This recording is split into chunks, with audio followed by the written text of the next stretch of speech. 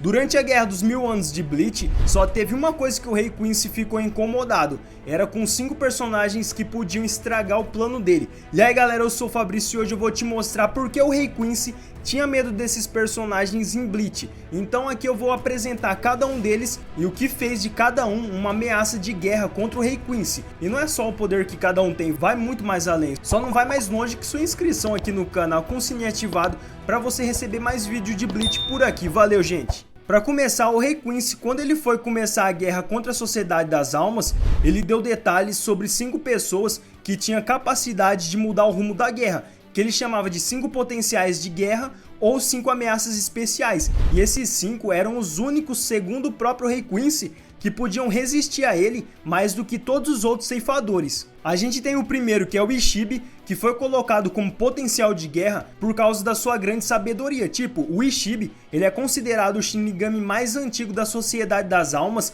que a gente conhece, e esse é um dos motivos dessa sabedoria. Ele conhece toda a história e os segredos da Sociedade das Almas. E esse nível de conhecimento dá pro Ishibe uma visão imensa em relação a batalhas. Isso permite ele fazer estratégias e se colocar um passo à frente contra qualquer um. Isso inclui o Rei Quincy. E esse conhecimento que ele pode usar na batalha é útil porque ele tem uma das habilidades mais fortes de Bleach, que é a manipulação de nomes. E com isso ele pode reduzir a capacidade física do seu oponente, atingindo qualquer parte do corpo com tinta, com a Zanpakuto dele, que é um pincel. Além do oponente perder metade do seu poder se ele for coberto com a tinta da Zanpakuto. E também a principal, que eu acho que é a mais forte.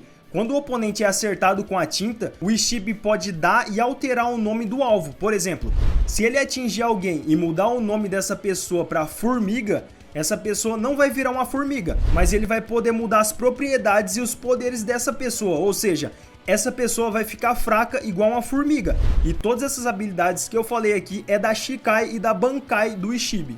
O próximo potencial de guerra é o ex-capitão Aizen, que foi colocado aqui por causa da sua imensa pressão espiritual, porque até mesmo antes de se fundir com o Hogyoku, o Aizen já tinha uma pressão espiritual gigante, e o que comprova isso é que para se fundir com o Hogyoku, o Aizen afirma que é necessário uma pressão espiritual pelo menos o dobro de um ceifeiro de almas nível capitão, ou seja, pega um capitão que tem uma pressão espiritual gigante e multiplica por 2, e o Aizen teve essa pressão para fazer isso. Outro exemplo foi quando o Aizen colocou o espada Green Joe de joelhos só com a sua pressão espiritual. E agora, depois da fusão com o Hogyoku, essa pressão espiritual aumenta ainda mais num nível que nem o Muken, que é a prisão da Sociedade das Almas, pode selar. Essa prisão só é capaz de diminuir a pressão espiritual do Aizen para não acontecer alguma coisa. E uma parte importante disso tudo, saindo um pouco da pressão espiritual, é a Shikai do Aizen, que também pode ser considerada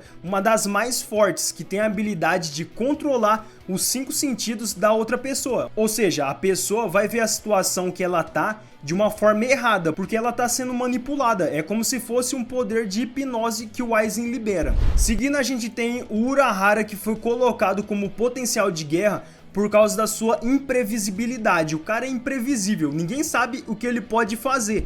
Além de ex-capitão espadachim com o Kido avançado, o Urahara ainda é um dos maiores cientistas, e isso é o que diferencia ele da maioria dos outros capitães. Até o próprio Mayuri fica admirado com o que o Urahara pode inventar, como as pílulas rolificadas, que permitiu todos os capitães que tiveram as bancais roubadas recuperar de volta, além da invenção do Hogyoku e a tecnologia Jigai. Então, o conhecimento avançado do Urahara sobre as técnicas Quincy, mas o conhecimento sobre os portais de garganta, é quase impossível pegar ele de surpresa. E com a mente criativa dele, o Urahara pode improvisar uma solução para praticamente qualquer coisa que os Quincy tentar.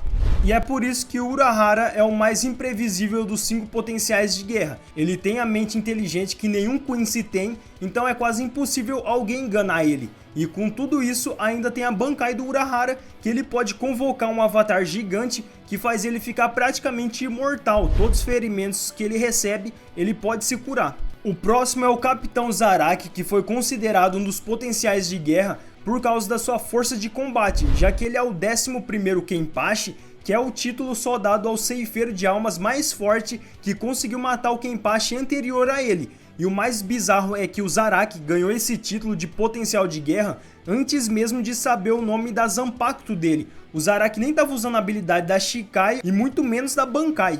E fica mais absurdo ainda, o Zaraki não só derrotou o 10º Kenpachi para assumir o lugar dele, mas também o primeiro Kenpachi, o Nohana, quando ele era criança ainda. E assim, nesses dois casos, o Zaraki estava limitando o seu verdadeiro poder para ele poder curtir mais a luta, mas no fim ele sabia que ia vencer. Em relação ao combate, não tem comparação com os outros capitães. O Zaraki está acima de todos, ele tem o próprio estilo dele e ainda ele consegue adaptar a maneira que ele está lutando com a situação. Também tem a própria resistência, o Zaraki consegue resistir a ataques dos seus oponentes com mais facilidade e ainda atacar ao mesmo tempo. Se fosse outro personagem nesse caso, ia só ficar se defendendo, mas o Zaraki ele consegue resistir aos ataques e atacar ainda. Outro exemplo de força de combate do Zaraki é que a Central 46 viu que ele é tão forte que proibiu ele de aprender Zanjutsu e estudar esgrima com o Yamamoto, porque eles ficavam com medo do Zaraki despertar todo o potencial dele.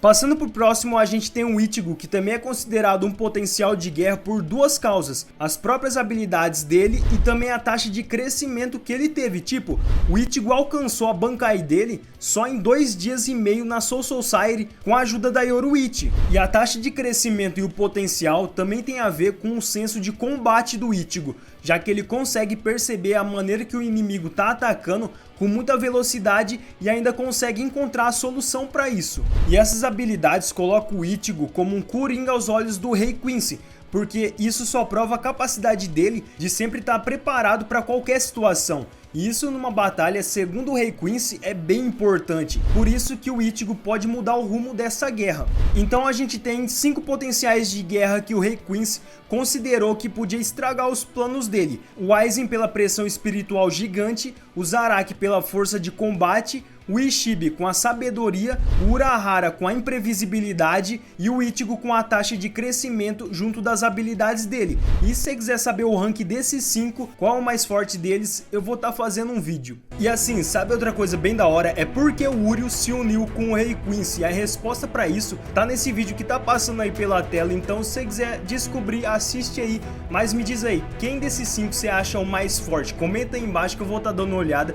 E se você puder, se torne membro, que você vai estar ajudando muito com o meu trabalho para sempre continuar produzindo cada vez mais por aqui, e você também recebe vários benefícios. Então, quem já se tornou membro, muito obrigado. E se você não puder, se inscreve aí com o sininho ativado para receber mais vídeo de Bleach por aqui. É tudo isso mais um pouco. Forte abraço, galera. Valeu, fui!